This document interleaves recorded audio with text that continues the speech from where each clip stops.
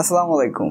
আজকে আপনাদের মাঝে 5টি টিপস নিয়ে হাজির হয়ে গেছি। অ্যান্ড্রয়েড ফোন ইউজ করতে করতে যারা হয়ে গেছেন বোরিং, তাদের জন্য আজকে এই 5টি টিপস।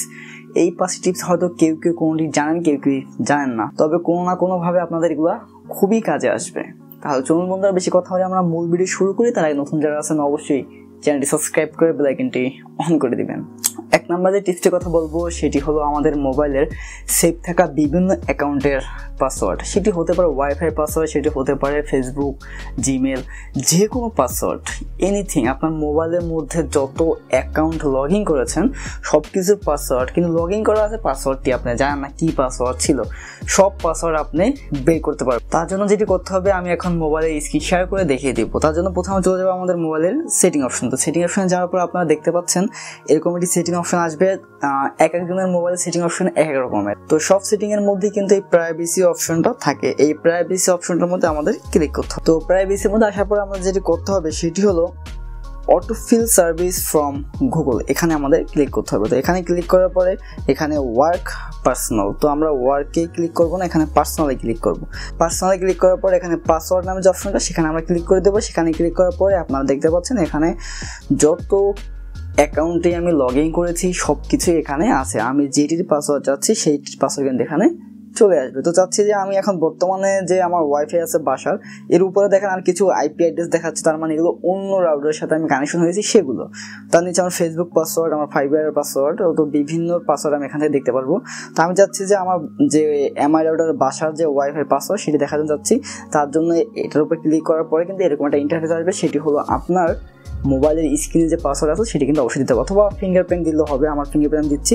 ফিঙ্গারপ্রিন্ট দেওয়ার পর দেখতে পাচ্ছেন আমার নাম্বার এবং নিচে দিয়ে কিন্তু পাসওয়ার্ডটা শো করছে। তো পাসওয়ার্ডটা আমি যাচ্ছি শো করার জন্য, শো হয়ে গেছে। এভাবে করে কিন্তু আপনাদের সব সেভ করা পাসওয়ার্ডগুলো আপনারা দেখতে পারেন। আশা করি এই টিপসটি সবার অনেক কাজে আসবে। তো বন্ধুরা, এরপর যেটি দেখাবো সেটি হলো মডেম হিসাবে আমাদের মোবাইলটিকে ব্যবহার করা। আমরা অনেক সময় দেখি আমাদের ডেস্কটপে কিন্তু মডেম ব্যবহার করি, অথবা আমাদের মোবাইল থেকে ডাটা কিন্তু আমরা হটস্পটের মাধ্যমে কিন্তু ট্রান্সফার করি। তো এইটা ক্ষেত্রে কিন্তু অনেকটাই মোবাইল গরম হয়ে যায়, অনেক সমস্যা হয়। তো আমরা চাচ্ছি যে আমাদের মোবাইল দিয়ে ডাটা কেবলের মাধ্যমে একটি মডেমের মতো কীভাবে ব্যবহার করতে পারি। তো সেই ক্ষেত্রে যেটা হবে, আমাদের সেটিং অপশন যাওয়ার পর যেতে হবে আমাদের হটস্পট অপশন যেতে হবে। হটস্পট অপশন যাওয়ার পর এখানে দেখতে পাচ্ছেন ইউএসবি থ্রেডিং যে লেখাটি আছে এখানে কিন্তু এখন দেখাচ্ছে ইউএসবি ইজ নট কানেক্টেড। তো আপনারা যদি ইউএসবিটা কানেক্ট করে এবং ডাটাটা অন করে দেন সেই ক্ষেত্রে এই অপশনটা কিন্তু ভিজিবল হয়ে যাবে, দেখা যাবে। তো সেই ক্ষেত্রে অন করে দিলে কিন্তু আপনি চাইলে আপনার ল্যাপটপ বা ডেস্কটপে কিন্তু ডাটা ব্যবহার করতে পারবেন মোবাইল থেকে সরাসরি কেবলের মাধ্যমে। তো বন্ধুরা, এরপর যে টিপসটির কথা বলবো 3 নাম্বার, সেটি কিন্তু খুবই ইন্টারেস্টিং। আমরা কিন্তু অনেক সময় দেখা যাচ্ছে আমাদের মোবাইলগুলো কিন্তু আমরা যখন আমাদের রুমের মধ্যে থাকা সত্ত্বেও আমরা খুঁজে পাই না। তো এই খুঁজে না পাওয়ার কারণ আবার দ্বিতীয়ত দেখা যাচ্ছে আমাদের মোবাইলটা সাইলেন্ট করা থাকে। সেই ক্ষেত্রে কল দিলেও আমরা বুঝতেছি না মোবাইলটি কোথায় আছে। তো এটার জন্য যেটা করতে হবে, আপনারা যে কোনো একটি ব্রাউজারে, যে মোবাইলটি হারিয়ে গেছে সেটি বাদে যে কোনো ডেস্কটপ অথবা ল্যাপটপ অথবা যে কোনো মোবাইলে আমরা যাব আমাদের ব্রাউজারে যাওয়ার পর এখানে আমরা সার্চ করবো ফাইন্ড মাই ডিভাইস। তো এই লেখাটাকে সার্চ করে সর্বপ্রথম দেখেন গুগল একটা সার্ভিস চলে আসবে।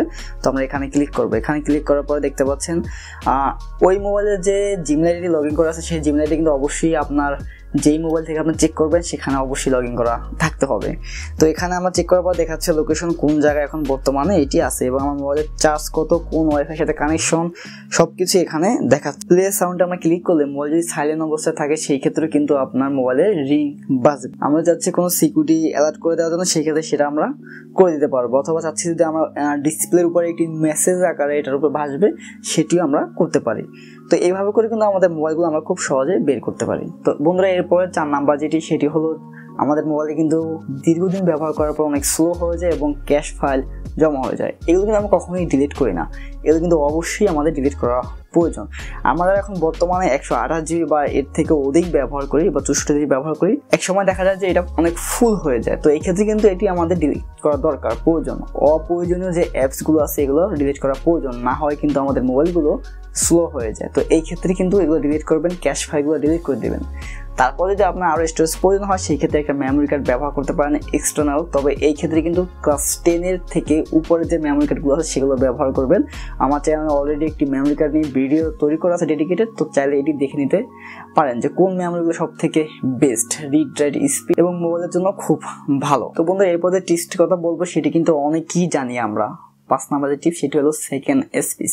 এটি সম্পর্কে অনেকেই জানি, আমাদের মোবাইলে কিন্তু আমরা চাইলে সেকেন্ড স্পিচ হিসাবে অন্য একটি ডিভাইস ব্যবহার করতে পারি। সেটা হলো যদি আপনারা চান সেকেন্ড স্পিচ চাইলে ব্যবহার করতে পারেন। তো সেকেন্ড স্পিচ ব্যবহার করার জন্য আমাদের যেতে হবে স্পেশাল ফিচারে যাই আমরা, সেক্ষেত্রে এখানে সেকেন্ড স্পিচ লেখা আছে। তো সেকেন্ড স্পিচ অন করার জন্য কিন্তু আপনার ফিঙ্গারপ্রিন্ট বা পাসওয়ার্ডের প্রয়োজন হবে। তো সেই ক্ষেত্রে আপনার প্রথমে যে পাসওয়ার্ডটি ছিল সেটি কখনোই দিবেন না, নতুন করে একটি পাসওয়ার্ড দিবেন এবং ফিঙ্গারপ্রিন্ট নতুন করে দিবেন। সেই ক্ষেত্রে নতুন ফিঙ্গারপ্রিন্ট অথবা নতুন পাসওয়ার্ড দিয়ে যখনই আপনি লক খুলবেন তখনই সরাসরি সেকেন্ড স্পিচে আপনার মোবাইলটা চলে যাবে এবং তখন ওইখানে দেখতে পারবেন যে আপনার সবকিছু নতুনের মতোই দেখাচ্ছে। তো বন্ধুরা, এই ছিল আজকের ভিডিওটি ভালো লাগলে অবশ্যই চ্যানেলটি সাবস্ক্রাইব করে বেল আইকনটি অন করে দিবেন। আর কোনো প্রশ্ন থাকলে অবশ্যই কমেন্ট করতে পারেন, আমি উত্তর দেওয়ার চেষ্টা করবো। দেখা হবে অন্য কোনো ভিডিওতে, সেই পর্যন্ত ভালো থাকবেন, সুস্থ থাকবেন। আল্লাহ হাফেজ।